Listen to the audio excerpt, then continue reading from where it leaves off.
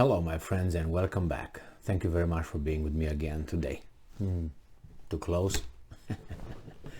Well, I have an article from Italy, and actually this article is from Reuters, but it will compare and contrast the divergent opinions and political platforms of the three main parties who are in the coalition that won the elections in Italy. So I think it's very important to see actually where they are together and where there will be tensions. So this article comes from Reuters, as I said, and this is the title: Fact Box: Potential Flashpoints in Italy's new Rightist coalition. Italy's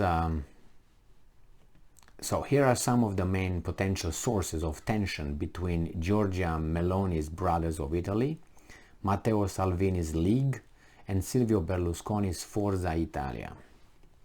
Brothers of Italy and League have both called in the past for Italy to leave the Eurozone, while Forza Italia has usually presented itself as a moderate pro-European force.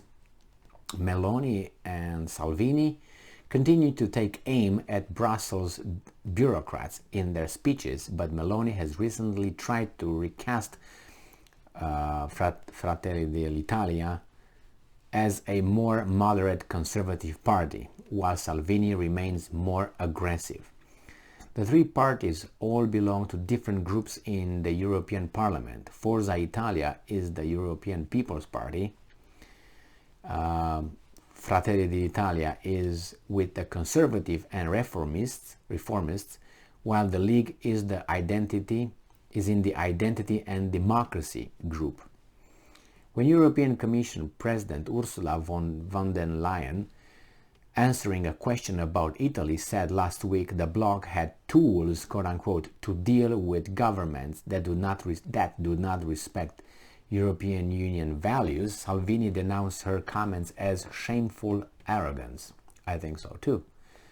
Meloni was far more restrained, saying only that she urged von der Leyen to be, quote unquote, prudent. Well, I don't know. Caution, prudence. I don't know. That's more like a threat than the other thing. Be careful. Oh, okay. Regarding the other one who says shameful arrogance, the other one, hey, be careful, be prudent.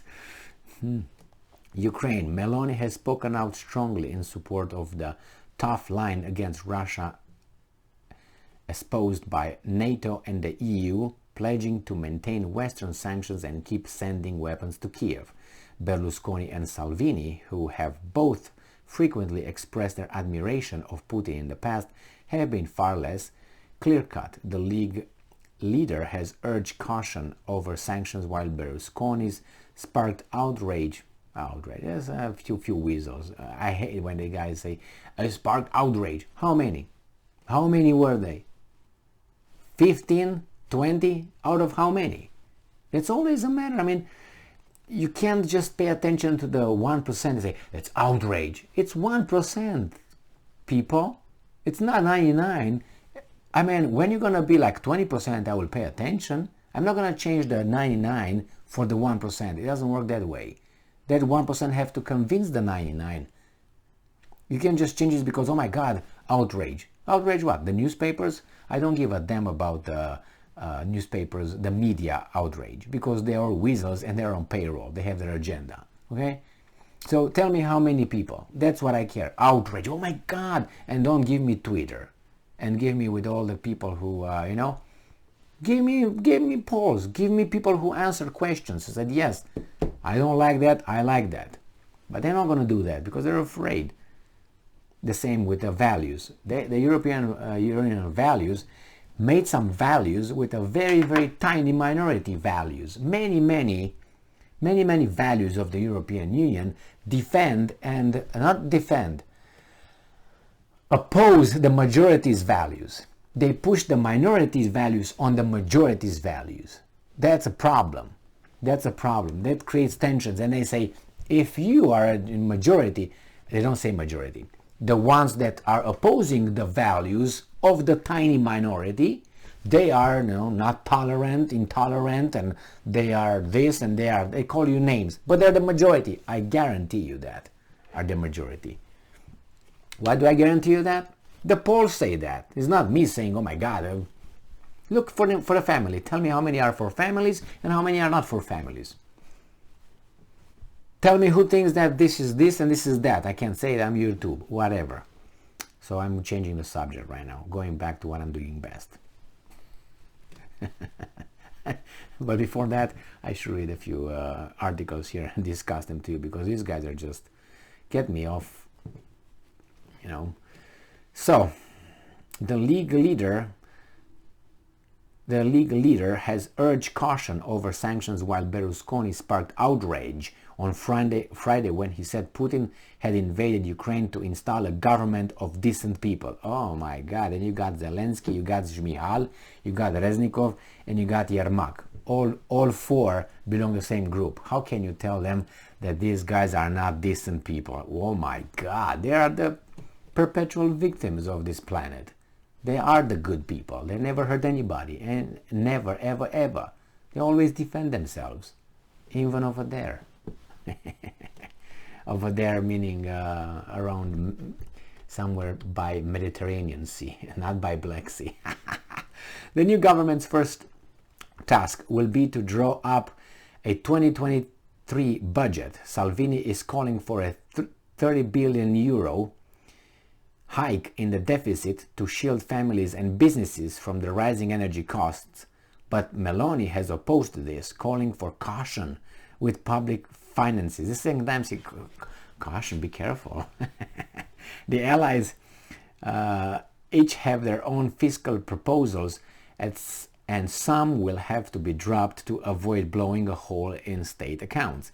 The League wants to immediately apply a 15% flat tax regime to the self-employed earning up to 100,000 euros per year, while Forza Italia wants to raise minimum pensions to 1,000 euros a month. Then revamping the EU National Recovery Plan. Brothers of Italy say the plan to invest more than 200 billion euros of European post-COVID recovery funds needs to be adjusted to the new challenges arising after the war in Ukraine, including the surging energy prices. Berlusconi said minor corrections might be possible, but it would be illogical and dangerous to ask for any substantial revisions. Citizens' income. The Citizens' Income Poverty Relief Scheme introduced in 2019 may be another source of irritation. Fratelli d'Italia's election manifesto calls for it to be abolished, though in recent days Meloni has changed tack, saying it will be kept for people unable to work. Forza Italia, by contrast, has called for it to be increased, with a close Berlusconi aide saying it should be doubled for the poorest recipients. Relations between Meloni and Salvini have often been strained as the fortunes of their parties have swung. 3 years ago, the League was polling around 35%, with FDI in single figures. While FDI is now the most popular party in Italy, support for the League has crumbled. If Salvini survives as party leader, he will have to find a way to counter Meloni growing popularity, which is likely to cause friction. Meloni will also struggle to keep the 85-year-old, sometimes erratic Berlusconi in check. Give him some ladies of the night and he's going to be okay. I don't know if they can do anything with him, but at least he can look. He can watch. Regional autonomy. The League is pushing to give more powers to wealthy northern regions where it has its strangleholds. A move critics say would mean a secession of the rich. Meloni has put the direct election on the head of state at the top of her agenda, creating a potential clash over where the government's priorities should lie in terms of institutional and constitutional reform. Well, the thing is this, the big problem is internal infighting. If they will have infighting, all this will crumble and we go back to the polls in 3 months or something. That's what's going to happen with these guys. And I think the main agitator here might be Salvini. I saw Salvini before when he was in the government. I think he was in internal ministry or something, foreign ministry. I can't remember, but a very important minister anyway. And I think he got a big ego somewhere. But nevertheless, if they can keep that in check, that's okay. Now, as I always say, I don't like coalition governments made out of coalition if the coalitions have, like a left and right.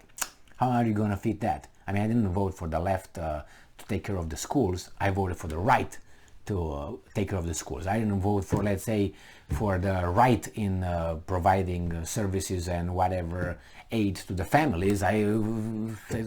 Programs for the needy. I voted for the left. Now I have and now I have the right now taking care of that. You know what I mean? It's going to be opposite. I don't like that. But that's another friend of mine, who said that that's why they don't work. You can't have a coalition because you're not on the same page. Otherwise, you would have only one party. But you have 3 or 4 or 5. The same here, you have 3. There's three different options. Yeah, they could be similar here and there, but still are different. So we'll see. There's going to be a lot of infighting, and if Salvini can keep his ego, I think, in check, that could help. The other guy I told you, Berlusconi, he's just, I don't think he's going to be like too much ego saying, you know what, I'm Berlusconi, I'm a I don't know if he's a billionaire or not, but I know he's got a lot of money. I was prime minister, I was this, I know Putin, I know this, I know that, so I'm the guy, I'm telling you, hey, sit down, I'm going to tell you how things are ran here. Bang, you know what I mean? So it's all about egos. And the other one is just a young, person who wants to, do things, get things done, and is gonna hit the other two or whatever. I hope they're gonna be okay, and see how that goes. I hope for the Italian people to have a better life. That's all I care. Thank you very much. I don't care if these guys are in charge, or Michael Jackson, Tom Jones, or whomever, Bruce Dickinson. I don't care. Just care for your nation. Thank you very much for being with me again today. Stay strong, stay smart, look for the truth, and be just.